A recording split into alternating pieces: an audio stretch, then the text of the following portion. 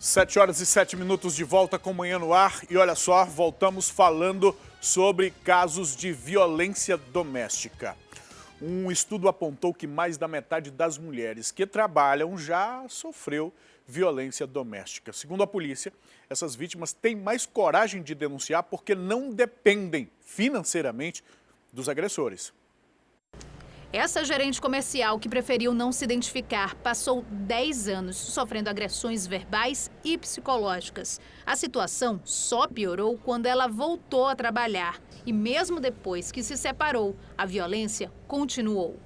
Agride com palavras mesmo, horríveis, horríveis mesmo. Então, quer dizer, é um condomínio, né, onde eu moro, e todo mundo fica ouvindo. Eu não vou aceitar isso. Eu sou totalmente independente, eu não dependo dele para nada, até porque o que ele ganha, o que ele aluga, que é uma casa que é minha, ele não ajuda em nada.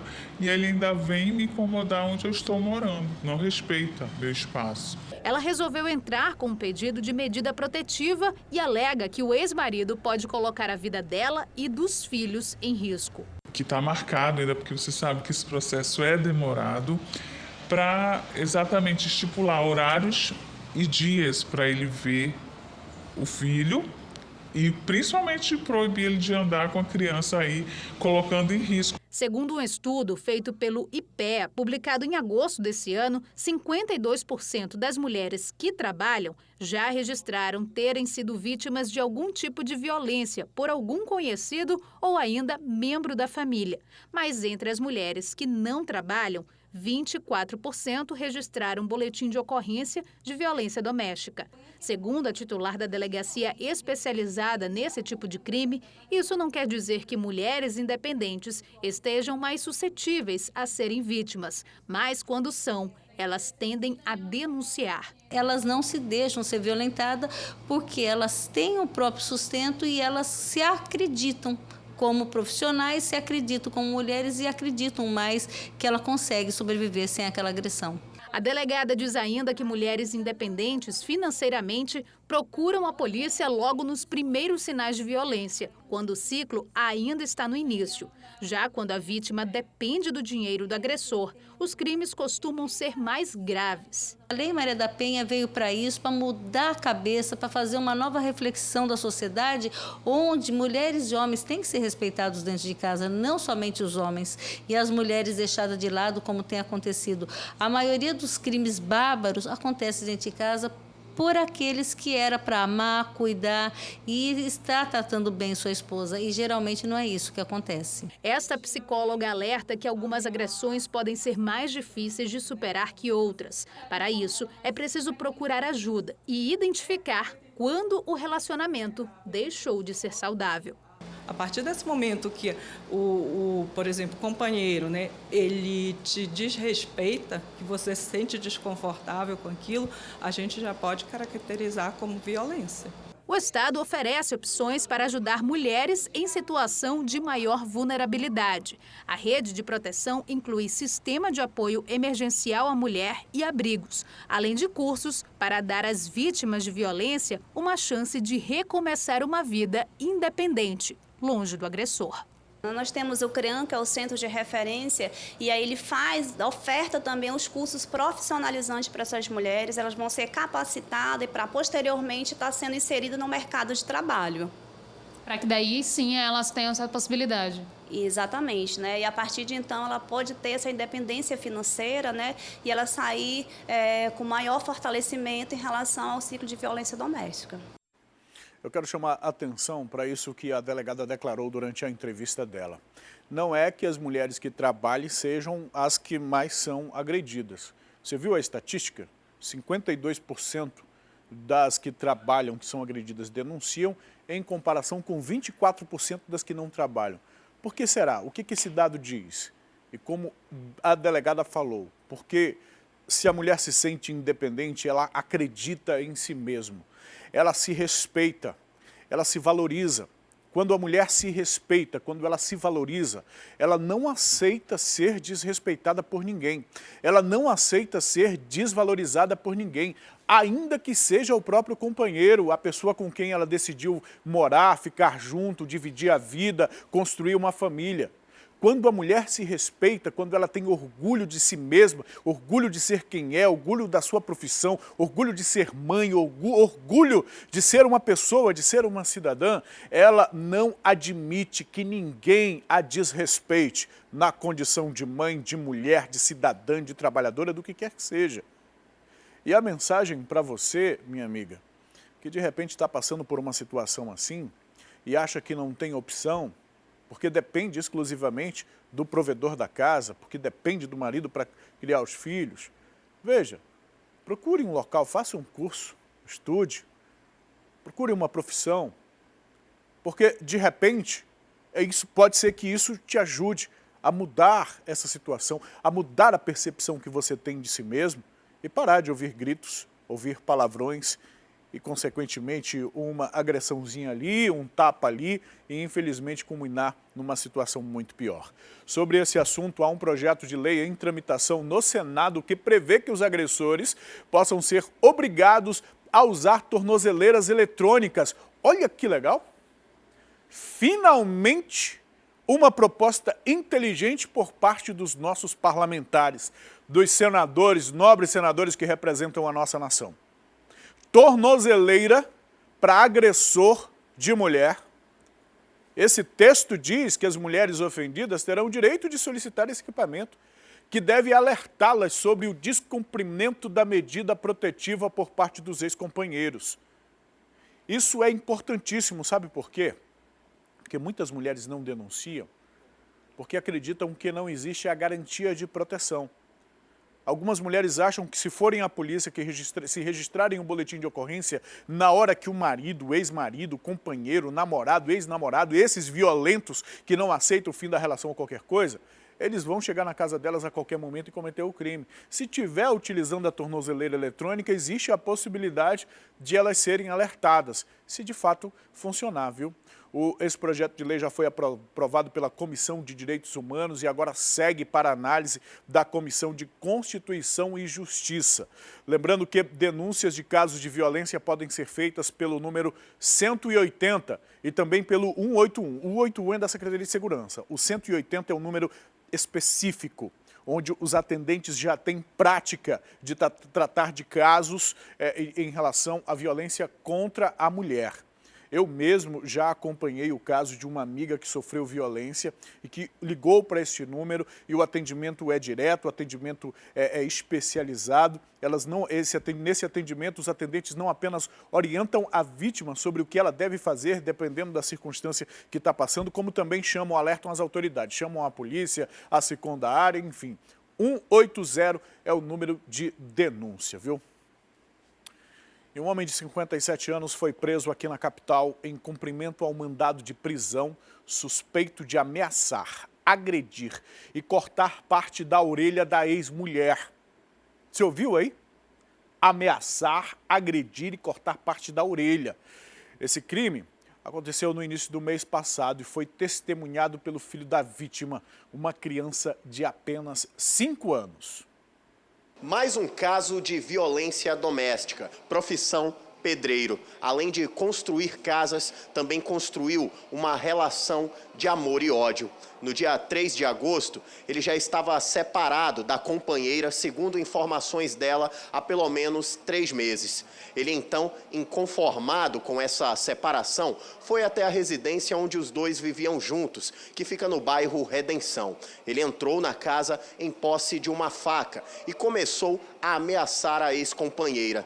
Mas não foram somente ameaças, ele também começou a agredi-la. Na tentativa de evitar que algum vizinho ouvisse qualquer tipo de coisa e chamasse a polícia, ele aumentou o volume da televisão. O detalhe que chama a atenção nessa história é que todas as agressões foram presenciadas pelo filho da ex-companheira, um menino de apenas 5 anos. Ele que, inclusive, se desesperou e chamou a polícia militar. Delegada, Ele nega todas as acusações, mas a vítima, de fato, afirma que eles estavam separados. Sim, a vítima afirma que estavam separados, inclusive teve, né, a requisição de corpo de delito, demonstrando o corte, né, de faca na orelha esquerda dela, né, tirando um pedacinho da orelha esquerda dela, demonstrando a periculosidade e a violência que ela sofreu. Aquele dia que foram 3 horas de violência direto e ela estava totalmente fragilizada, traumatizada com o fato, inclusive com muito medo dele. Só que ele tinha fugido e nós representamos pela prisão preventiva, pela violência que ele desferiu contra essa vítima e foi realmente deferido, enviando o mandado de prisão preventiva, o qual foi cumprido hoje e ele irá direto para a cadeia pública. O que aconteceu no dia 3? Você realmente agrediu sua ex-companheira? Porque nada justifica uma agressão. Nada justifica agressão contra a mulher, porque a gente é homem, a mulher é frágil, a gente não tem. Para falar a verdade, para falar bem sinceramente mesmo, olhando para você aqui, falar a verdade, se você vai ver que eu não estou com mentira pela minha cara, a gente usa drogas. E todo mundo que usa droga, existe um nome chamado paranoia. As brigas que existem no casal é referente à droga. Quem usa droga sabe como é que é. De fato, eu não sei como que é, porque eu não uso essa porcaria. Mas se o cara tem consciência disso que ele está falando, por que continua usando? Pior, por que continuar no seio da família, já que tem esse comportamento? Está no lugar certo. Está no lugar certo. E usando o adereço nas mãos certo. Adereço nas mãos certo, olha lá, a algema. Algema para quem tem esse tipo de conduta. O que mais me deixa revoltado numa situação dessa é saber que uma criança de 5 anos foi quem chamou a polícia. Uma criança de 5 anos. Imagina o desespero dessa criança a ponto de pegar um telefone e ter a capacidade, né? A gente fica até, eu particularmente fico até admirado de uma criança tão pequena fazer isso, mas ao mesmo tempo, é uma imagem que nunca mais sairá da mente desta criança.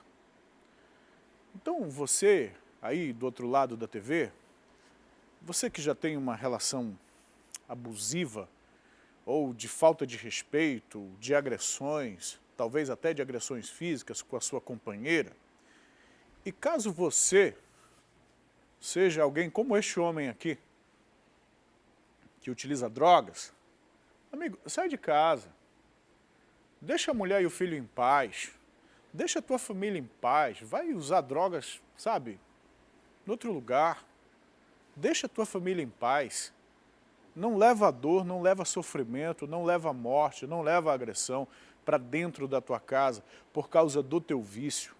Pensa na tua família, pensa na tua família.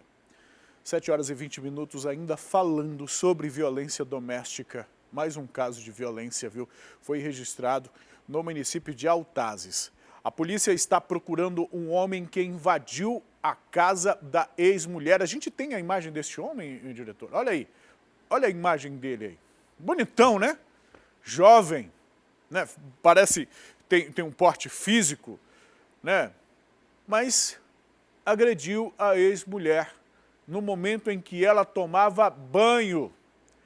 Esse crime aconteceu, o motivo por trás de tudo isso é porque ele não aceitava ou não aceitou e não aceita o fim do relacionamento. Essa é a história de uma mulher de 28 anos que teve um relacionamento bastante conturbado com esse homem que está aparecendo na imagem, identificado como Adriano Gomes. Ele nunca aceitou o fim do relacionamento. No entanto, a vítima seguiu em frente e estava morando na casa da família quando foi agredida por esse criminoso. Esse caso aconteceu no dia 30 de agosto, por volta das 4h45, no município de Altazes. A vítima estava separada há alguns meses e na tarde do dia 30 teria saído de casa com uma prima. As duas estavam se divertindo em um balneário. No momento que a mulher retornou para a casa da prima, teria pedido a chave da residência para tomar banho. E foi nesse momento que o Adriano Gomes agiu. A polícia acredita que provavelmente ele já estava monitorando os passos dessa vítima. E inconformado ainda com a separação, ele agiu de forma brutal. Invadiu a residência, arrombou a porta do banheiro e, em seguida, ele espancou a ex-mulher. A família soube do caso minutos depois. A vítima foi atingida principalmente com vários socos na região do rosto. Ela foi socorrida pelos vizinhos, levada para um hospital no município e, em seguida, foi encaminhada para a delegacia, onde registrou um boletim de ocorrência. A Polícia Militar do município de Altazes começou a fazer buscas no local assim que soube desse fato. Mas até o momento, esse criminoso, o Adriano Gomes, não foi localizado. A polícia soube de uma informação que ele estaria em Manaus e agora está pedindo ajuda da população para tentar localizá-lo. Qualquer informação sobre o Adriano pode denunciar através do 190 ou do 181. A sua identidade será mantida em total sigilo. Coloca, por favor, isso, põe em tela cheia a imagem do Adriano. Esse é o nome, né, minha diretora? Do Adriano. Você, meu amigo, que mora na cidade de Altazes, você que mora aí nos municípios também do Rio Madeira, aí, Nova Olinda, ou aqui no Careiro, Iranduba, nos municípios próximos aí, daquela área de Altazes, se tiver qualquer informação que ajude a polícia a localizar esse suspeito, entre em contato. 190, o número da Polícia Militar, ou 181, que é o da Secretaria de Segurança e que naturalmente será distribuído para a delegacia responsável, para a Polícia Civil, para que a prisão seja efetuada. É uma questão de compromisso social, de responsabilidade do cidadão em relação à segurança pública, porque quem deve prender, quem deve fazer o patrulhamento ostensivo, quem deve fazer investigação, tudo isso aí é a polícia. O nosso papel, o nosso compromisso, o nosso dever como cidadãos é prover as informações das quais nós temos posse para que a polícia possa fazer o trabalho dela. Então, se você sabe onde esse homem está escondido, inclusive se você é familiar dele, você concorda com agressão contra a mulher? Não vai acontecer nada com ele, ele não será agredido, ele não vai morrer, ele vai responder criminalmente pelo que fez. Eu nem sei se por muito tempo, ou por quanto tempo será. Mas você que é da família dele, que de repente está assistindo nosso programa, você concorda que mulher seja agredida? Você concorda com esse tipo de conduta? Se você não aceita, denuncie. Ou mesmo chegue com ele e diga, olha, cria vergonha na tua cara, vira homem e assume o que você fez. Faz que nem a mãe lá do João Vitor, do cara que participou da morte do motorista de aplicativo. Faça que nem essa mãe. Pegue pelo braço do filho, ela pegou pelo braço do filho e levou para a delegacia. Levou para a delegacia, ela fez isso, cumprindo o papel de mãe. Então faça isso, você que é familiar deste homem aí, diga para ele procurar a polícia, para responder pelos atos dele, viu? Um jovem foi preso suspeito de cometer um homicídio no bairro Jorge Teixeira. O crime aconteceu em janeiro do ano passado devido a uma rixa entre os envolvidos. Para saber mais detalhes sobre este caso, eu volto a falar com a Tamires Claire, a repórter Tamires Claire. Tamires, este é mais um daqueles crimes ali com requintes de crueldade, não é? Pois é, Manuel, esse crime aconteceu em janeiro de 2018. Eu não sei se você que está em casa lembra, Manuel talvez deva lembrar, quem acompanha a nossa programação deve lembrar desse caso que chamou muita atenção porque o rapaz que foi encontrado, ele tinha sido sequestrado numa segunda-feira. Na quarta-feira, o corpo dele foi encontrado, ele estava com as mãos amarradas, ele levou pelo menos 10 tiros que pegaram nos braços, nas costas, no peito. Ele também teve, inclusive na cabeça também, e a polícia disse na época que ele poderia ter sido torturado antes de ser morto. A família disse que esse rapaz ele tinha sido sequestrado na segunda-feira e havia a suspeita de que ele havia sido sequestrado por um grupo. A polícia agora acredita que foi esse rapaz que foi agora preso, que é o Antônio. Ele foi preso por conta de um mandado de prisão que foi expedido contra ele em agosto desse ano. Ele é suspeito de matar o Santiago Inuma Correia, de 21 anos. E aí, na época, né, agora a polícia acredita que ele já tinha premeditado esse crime desde 2016, ou seja, ele já estava há 2 anos pensando em matar o Santiago. Quem foi preso, né, quem foi preso por matar o Santiago, ele tem 22 anos, é um rapaz ainda, um rapaz de 22 anos ainda, e a polícia ainda está à procura, né, enfim, terminando aí as últimas informações a respeito dele. Ele é o Antônio Oliveira Guiana, de 22 anos. Então ele é acusado aí de matar o Santiago, um crime que realmente chamou muita atenção, e aí a gente aguarda para saber realmente se teve ou não outros envolvidos nesse caso, Emanuel. Ok, Tamires, mais uma vez obrigado pelas informações, até daqui a pouco. Olha o que a gente tem, jovens matando jovens por rixa. A gente a Tamires não trouxe a informação do motivo exatamente pelo qual eles brigaram, mas um crime planejado talvez há cerca de 2 anos, desde 2016, um crime ocorrido em 2018. O que é importante a gente frisar neste caso é o trabalho da polícia. O crime aconteceu lá atrás, mas a polícia conseguiu identificar quem participou, representou pela prisão dele para a justiça deferiu esse pedido e aí agora está preso.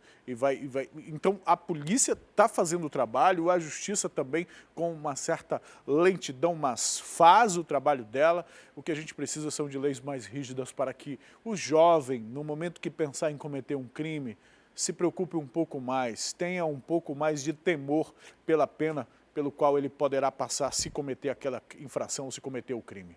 7h29. Quem passa pela rotatória da Suframa vai precisar ainda de muita paciência. Quer dizer, de mais paciência do que já está precisando no momento. Sabe por quê? Porque a entrega das obras de recuperação das vias do Distrito Industrial está prevista somente para o ano que vem.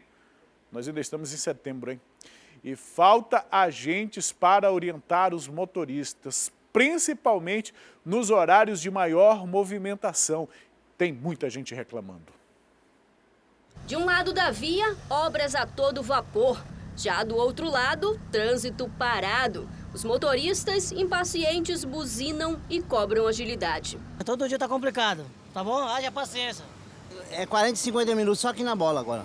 Este homem temia perder a hora do voo. Tá muito engarrafado, hein? Terrível, tá? Vou perder o voo por causa disso. Vai perder o voo? Sim. Por volta das 11 da manhã, a situação se complicou ainda mais no entorno da Bola da Suframa. Nossa equipe percorreu as 5 avenidas adjacentes e em nenhuma encontramos um agente de trânsito. Algum agente de trânsito, você ouviu? Rapaz, só se eles estão lá na curva lá. Aqui de vez em quando. Este taxista reclama de prejuízo. A gente às vezes sai e vai embora, porque ele não vai ficar no carro. A gente tem o nosso limite para a gente ir e voltar, no máximo 20 minutos. Não está dando, é 40, 45 minutos. Tem que fazer alguma coisa, alguém tem que fazer alguma coisa. As obras de reconstrução viária do Distrito 1 foram iniciadas em maio deste ano e desde então a rua do entorno da rotatória foi estreitada e os carros trafegam em dupla. Paralelo a ela, outras 25 vias também devem receber manutenção. Não há uma placa de serviço no local que informe a população o valor e a data em que a obra será finalizada. Em nota, a Prefeitura informou que serão gastos 136 milhões de reais e o prazo de entrega ficou para o primeiro semestre do ano que vem. Até lá, os motoristas que passarem por aqui vão ter que ter muita paciência. Eu particularmente recebo diariamente reclamação de muitas pessoas em relação à condição do trânsito ali no Distrito Industrial. As pessoas enfrentam esses transtornos. A gente sabe que as obras são necessárias. Nas rotatórias, tanto da Suframa quanto lá do Armando Mendes, está sendo realizada uma obra no asfaltamento para deixar o solo mais firme por conta dos veículos pesados que acabam passando pelas rotatórias. É uma pressão muito grande por conta do peso desses veículos, mas o problema é o ritmo com que essas obras são executadas. É o ritmo com que, lá na rotatória da Samsung, por exemplo, desde que foram colocados aqueles tapumes, pouca coisa foi feita. E o motorista fica refém dessa situação, afinal de contas está tudo fechado, o que ele vai fazer? Aqui, pelo menos na Suframa, a gente flagrou aí o pessoal trabalhando, está se fazendo alguma coisa. Mesmo assim, se faz apenas poucas equipes, as pessoas realmente reclamam, viu? Eu vou continuar falando sobre trânsito, porque durante o feriadão da Semana da Pátria, 55 motoristas foram flagrados dirigindo sob o efeito de bebida alcoólica. 55 motoristas. Há um balanço sobre essas fiscalizações e a gente vai atrás de informações sobre este balanço com a Juliana Silva, que já está posicionada aqui. Muito bom dia, Juliana. Juliana, fala pra gente, 55 não bêbados, mas alcoolizados, pegos ao volante, né, conduzindo veículos. Que mais infrações foram encontradas durante este feriadão? Bom dia para você, Manuel. Bom dia para você que nos ouve, que nos assiste aqui no Manhã no Ar. Realmente nós temos um balanço, né, não muito positivo para dar a você, da população, porque só nesse fim de semana que a fiscalização da Lei Seca, ela foi de quarta-feira até a madrugada de segunda-feira. E aí foram pelo menos 503 autos de infração a motoristas que violaram aí as leis de trânsito aqui do Brasil. Dirigir sob a influência de álcool foi uma delas. Dirigir com a CNH vencida, transportar crianças sem cadeirinha ou assento de elevação e veículos com licenciamento vencido. Toda a operação ela aconteceu em diversas ruas aqui em Manaus e também no município de Itacoatiara, né, onde teve um alto volume aí de pessoas viajando para lá por conta do Festival da Canção. Então, a Lei Seca, ela pegou aí, né, flagranteou algumas pessoas. E foram fiscalizados 3.848 veículos e 1.736 testes de bafômetro foram feitos. 5 pessoas foram presas em flagrante, 3 delas estavam alcoolizadas, 2 delas estavam com documentos, registros, né, de licenciamento do veículo e também a carteira de habilitação, eles eram falsos, esses documentos. Então, a lei também, né, proíbe tudo isso, essas pessoas foram autuadas em flagrante. A gente sabe que dirigir sob a influência de álcool, ele é crime. A Lei Seca, ela existe desde 2011, né, quer dizer, ela existe há 11 anos, completou 11 anos agora em 2019. Em 2018 ela ficou um pouco mais rígida, né? Ano passado a gente sabe que o trânsito aqui em Manaus e também em todo o Brasil, né, quando envolve álcool, não dá certo. Então o que a gente pode dizer é que se você vai dirigir, realmente não beba. Essas foram as infrações que aconteceram nesse fim de semana, infelizmente, que poderiam ter levado, inclusive, vidas, né? Porque quem dirige perde a atenção, desvia o foco, né? Atrapalha todo o trânsito e pode atrapalhar, inclusive, a vida das pessoas. Emanuel, eu volto com você. Exatamente isso, Juliana. Infelizmente, Juliana, e você aí de casa, eu acho que as pessoas de casa vão entender, talvez você também, Juliana, o que eu vou dizer agora. Eu tenho amigos mesmo, pessoas que eu gosto, pessoas que eu admiro, mas que quando bebem dizem que dirigem até melhor. Dizem que, não te preocupa não, porque eu estou bem. Bebeu um monte de cerveja, misturou bebida, mas está bem. Acha que quando está bêbado, acha que quando consome o álcool, eu não sei como é que a pessoa entende. Vejam, sem nada que altere a percepção, sem nada que altere a cognição, já há pesquisas científicas que mostram que o ser humano não tem reação, não tem reflexo suficiente para controlar alguns tipos de veículos, os mais possantes, por exemplo, no trânsito. A nossa reação é mais lenta do que o poder, do que a potência de alguns veículos. Imagina com a cognição alterada por algum tipo de bebida alcoólica. Eu quero aproveitar, Juliana, que você traz esse balanço, e você aí de casa, você que acha que essa pessoa aí quando bebe, né, fica mais forte, fica mais bravo, fica mais esperto, fica mais inteligente, fica mais perceptivo. Lembra, meu amigo? E digo inclusive para os meus amigos, viu? Você, quando está atrás de um volante, é responsável não só pela sua vida, como pela vida de outras pessoas. Juliana, obrigado pelas informações que você traz aqui pra gente, tá, Juliana? Até daqui a pouco. Lá no distrito do Caburi, fica na zona rural de Parintins, lá no interior de Parintins, aconteceu neste fim de semana o Festival de Verão lá da localidade. Além de muita música, a festa teve ainda uma vasta programação esportiva e a gente confere agora na reportagem do Geandro Soares. Centenas de pessoas foram à zona rural de Parintins para curtir as praias da região. A mais visitada foi a praia Brilho do Banzeiro, no distrito Caburi, terra de povo acolhedor e de uma natureza exuberante, que fez do 28º Festival de Verão daquela localidade um dos principais eventos do calendário municipal. Aqui o Festival de Verão, a cada ano que passa, cresce mais, a gente faz uma festa mais bonita. Agradeço mais uma vez todo esse pessoal que trabalha incansavelmente aí para o bom êxito do festival.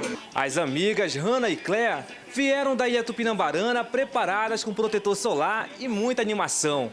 Por aqui, elas se divertiram bastante após uma semana intensa de trabalho na cidade. Muito bom, a praia, o lugar é maravilhoso, não tem como a gente não vir. É um evento que dá pra gente se divertir um pouco, sair um pouco da rotina de trabalho, curtir um pouco a vida. A beleza da praia do Caburi fez Cristiana se apaixonar pelo distrito. Que a festa é muito bonita, né? Tem a praia, aí todo ano, quando a gente pode vir, a gente sempre gosta de vir prestigiar com a família. Marinha, a polícia e corpo de bombeiros atuaram na segurança do evento. Além de atrações musicais, a festa do povo caburiense teve uma vasta programação esportiva, com pesca de tucunaré, futebol de areia e voleibol masculino e feminino. A juventude como todo está sedento por eventos, principalmente por esporte. E aqui o Caburi, eles proporcionaram isso, né? Esporte, lazer, música gostosa, né? Para gente acompanhar durante a noite. E está sendo muito válido. O festival é realizado todos os anos no primeiro fim de semana de setembro. É tudo de bom tomar banho no Lago do Caburi, viu? Olha só, a gente tem interação, não temos, minha diretora? Interação do nosso telespectador. Fala, meu amigo Cardoso. É o Robson, olha, é o Robson querendo aparecer na televisão. É locutor lá de Parintins, está na ilha assistindo a gente. Um abraço para você, meu amigo. Muito tempo que a gente não se fala.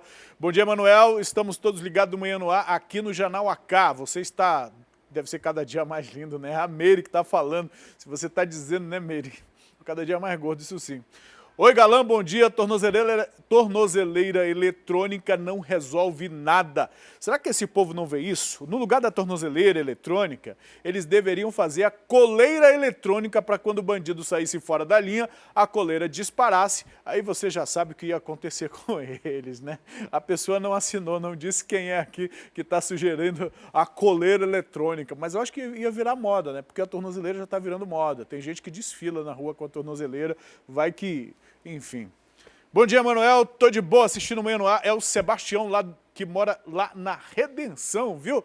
Para você interagir com a gente, é o 992912167, é o nosso número de WhatsApp, por onde você manda a sua participação com a gente. Para mim é importante sempre ler a opinião sobre os assuntos que a gente traz aqui, porque muitas vezes essa opinião vem acompanhada de informação. Informação que a comunidade entende, que a comunidade acaba acessando, porque vive, porque tá lá, são as pessoas que sabem o que acontece no bairro, são as pessoas que sabem o que elas estão vivendo, por isso é muito importante que a gente saiba aqui e traga essa informação diretamente com o público, porque o nosso trabalho é feito assim, é feito na comunidade e para a comunidade, por isso a nossa interação.